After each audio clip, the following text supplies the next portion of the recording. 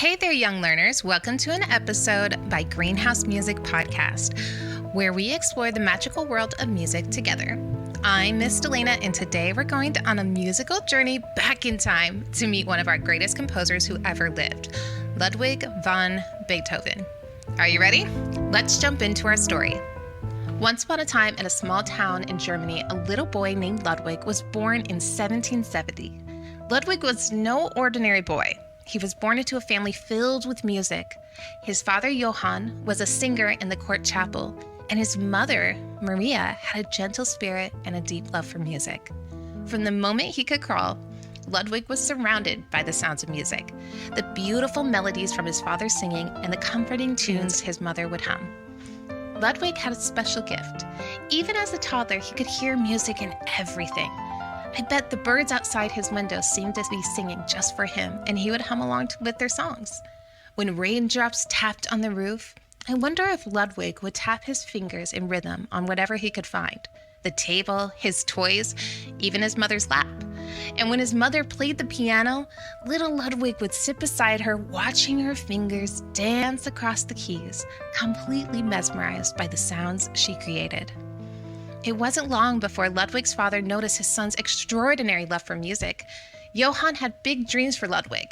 He wanted his son to become a famous musician, just like another young composer who had recently taken Europe by storm.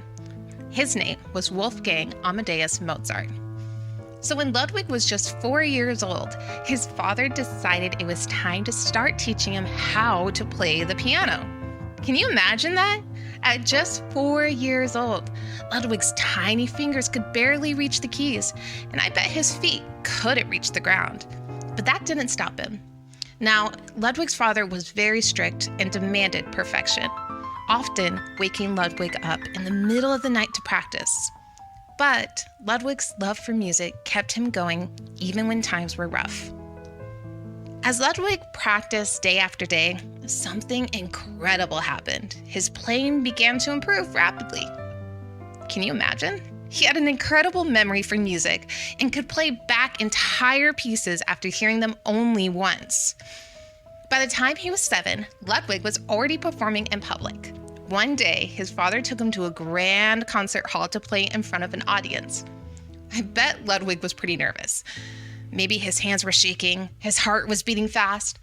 But I bet as soon as he placed his fingers on the keys and began to play, something magical happened. The nerves disappeared, and the music flowed from his heart through his fingers and out into the room. The audience was amazed. They couldn't believe that such a young boy could play the piano so beautifully. But there was something else that made Ludwig's playing so special. It wasn't just the notes he played, but the emotion that he put into every piece. When Ludwig played, you could feel what he was feeling. The joy, the sadness, the excitement. His music spoke to people's hearts, back then and still today, and it all started even at such a young age. Now, here's a fact about Ludwig van Beethoven. Even though he became one of the greatest composers in history, did you know that he didn't like his father calling him a child prodigy, like many called Mozart? That's a big term that means that someone who's incredibly talented at a young age. Ludwig didn't want to become famous just because he was young. He wanted to be known for the music he created, and that's exactly what happened. As Ludwig grew older, his love for music only deepened. By the time he was 12, he had already written his first composition. He studied under some of the greatest musicians of his time and learned to play the violin and the organ in addition to the piano. That's 3 whole instruments. Ludwig was also experimenting with new sounds, trying to create music that was full of emotion and told a story. He wanted his music to make people feel something, to make them laugh, cry, and dream. But life wasn't always easy for young Ludwig. His father, who had once become his greatest supporter, really began to struggle. Johann became more demanding and strict, often treating Ludwig harshly when he made mistakes. This made life very difficult for him, but instead of giving up, he found solace in his music.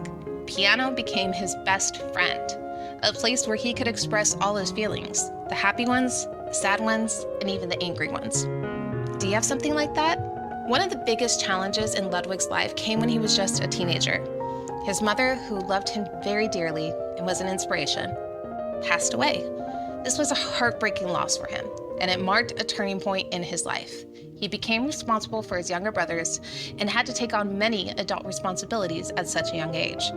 Despite these hardships, Ludwig never gave up on his dream of becoming a great musician. In fact, it was during these tough times that he wrote some of his most powerful and emotional pieces. Now, imagine being a young teenager. Maybe that's the same age you are or older, but you're taking care of your family and still finding the time to create beautiful music. That's exactly what Ludwig did. He was determined to make a name for himself, not just in his small little town, but in the whole entire world. So when he was in his early 20s, he decided to move to Vienna, the music capital of Europe at the time. There he studied with a great composer, Joseph Haydn, and he quickly became known for his talent as both a pianist and composer. In Vienna, Ludwig's music began to evolve. He started composing more complex and expressive pieces, pushing the boundaries of what music could be. His works were filled with dramatic contrast, powerful emotions, and a deep sense of humanity. People started to realize that Ludwig van Beethoven was not just another composer. He was something special. His music had the power to move people in ways they never experienced before. But the most amazing part of Ludwig's story was still to come. You see, as Ludwig grew older, he began to lose his hearing. This is a devastating loss for a musician. Imagine not being able to hear the music you love so much, to not be able to hear whether or not you're playing the right notes or the wrong ones. But he didn't let this stop him.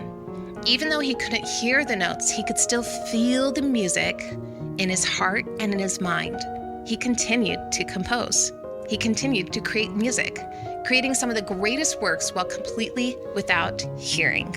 His music became even more profound during this time, full of deeper emotions and revolutionary ideas. Pieces like his Ninth Symphony, which includes the famous Ode to Joy, still celebrated today as some of the most powerful music ever written. Let's take a listen.